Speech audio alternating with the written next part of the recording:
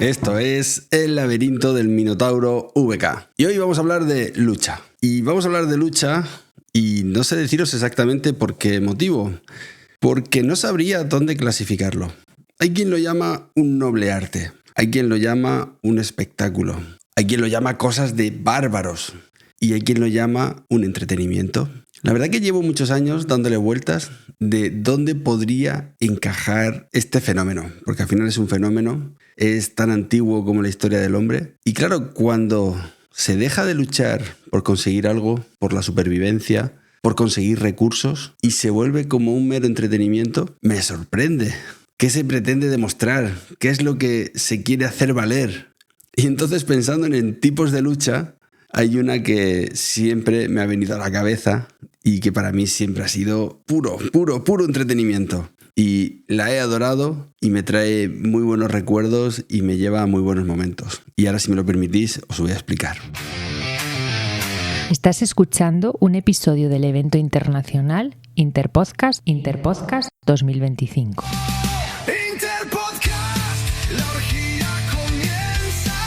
Quiero invitaros a explorar el fascinante mundo del wrestling. No sé ni cómo se pronuncia, pero creo que ya vais pillando de lo que quiero hablar.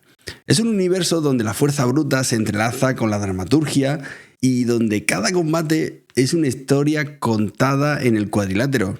A menudo podemos decir que está mal interpretado. El wrestling es mucho más que una simple pelea. Es una compleja amalgama de deporte, teatro y cultura pop. Y podríamos decir que con una rica historia y un impacto global hasta cierto punto significativo. Para entender el wrestling actual, que tanto le gusta hablar a veces a Sergio, debemos remontarnos a sus orígenes. Si bien las luchas, como he dicho antes, han existido desde tiempos inmemorables en diversas culturas, la opción moderna, tal y como la conocemos hoy, tiene sus raíces en las ferias y carnavales de Europa y Norteamérica de finales del siglo XIX. Allí los luchadores profesionales viajaban de pueblo en pueblo y desafiando a la gente local y mostrando sus distintas habilidades, hacían espectáculo. Estas exhibiciones eran una mezcla de competición genuina y también parte teatralizada y parte de espectáculo, y esto fue lo que sentó las bases para lo que vendría después. A principios del siglo XX comenzó a ganar cierta estructura y, por qué no decirlo, cierta popularidad. Se establecieron reglas más definidas y surgen las primeras estrellas. Sin embargo, fue en la década de 1920 a 1930 cuando el elemento teatral empieza a cobrar mayor protagonismo, y aquí ya me froto las manos, y los promotores se dieron cuenta de que las historias y los personajes atraían a un público más amplio. Los heels, lo que serían los villanos, y los face, los que serían los héroes, nacen, y los combates se coreografiaron, se dice así, para crear ya más emoción, más suspense, era como más novelado. Y llega la explosión de popularidad global. El verdadero boom del wrestling se produce en la segunda mitad del siglo XX, especialmente a partir de la década de los 80. Tenemos la llegada de la televisión a los hogares, que fue un catalizador fundamental. Y sí, cuando digo esto, muchas veces hay gente que me dirá o que me comenta que la tele llegó mucho antes, pero lo que sería la democratización, donde ya todo el mundo empieza a tener una televisión en su hogar, es a partir de los años 80. Y esto fue un catalizador fundamental para que empresas como la World Wrestling Federation, WWF, que seguro que os suena, que ahora es conocida como la World Wrestling Entertainment, la WWE, pudieran y supieran capitalizar este medio. Y llevaron el espectáculo, iba a decir a miles, no, a millones de hogares y a millones de personas.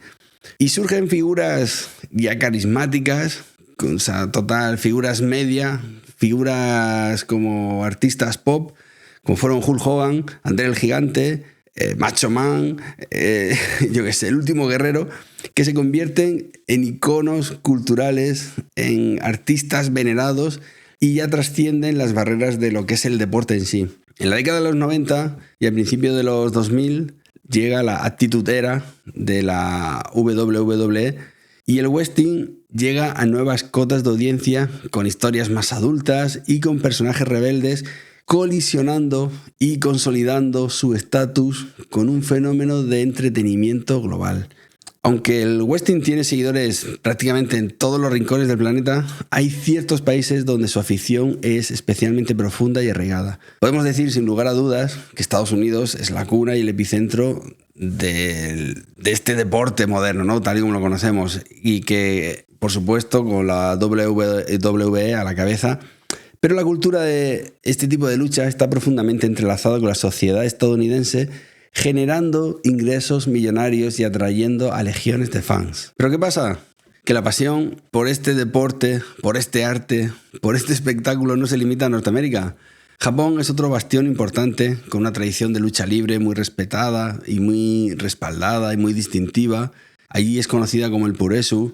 Allí también, pues lo sabemos, tienen el sumo y hay un culto al enfrentamiento hombre-hombre que es, vamos, ancestral. Hay empresas como la New Japan Pro que ofrecen un estilo más centrado en la competición atlética y la seriedad por los combates, y esto atrae una base de fans muy leales y muy conocedores, que a la vez abre las puertas a lo que sería el espectáculo de la base americana que hemos hablado antes. Y luego, como no, esto hay que decirlo sí o sí y hay que nombrarlo, que es México, que es el hogar de la lucha libre, y ya le quito el entre comillas, tal y como la conocemos, con un estilo vibrante, con un estilo acrobático caracterizado por sus coloridas máscaras y, por supuesto, por esos movimientos aéreos que también, de alguna forma, luego han trascendido y también han sido copiados por la WWE. La lucha libre es una parte integral de la cultura mexicana y tiene una historia rica que se remonta a principios del siglo XX, donde empresas como la AAA o la CMLL son los pilares de este género. Tenemos otros países, como sería Canadá, el Reino Unido, Australia y la India, que cuentan con importantes bases de fans y con crecientes escenas del wrestling local. Allí, ya sabemos, en la India, uno de los países más poblados del mundo, donde se suman a todo, donde nace Bollywood, donde copian todo lo que se puede copiar y de una forma muy divertida y dotándola siempre de mucho espectáculo, pues está claro que van a demostrar esa capacidad que tienen para trascender sus fronteras culturales. Hay que verlo, buscarlo en YouTube, lo que son los combates de la India, que no os va a dejar indiferentes a ninguno. Antes de entrar en lo que sería volumen de negocio y la importancia que puede tener o la competitividad que se ha creado entre las distintas vertientes, yo tengo que decir que a mí me recuerda a sábados por la mañana, a gusanitos naranjas, a Doritos, a Coca-Colas, y disfrutar con familia, con primos, con mis primas, con amigos de esas peleas. Me recuerda al patio de colegio, a querer ser y emular a alguno de estos brutotes.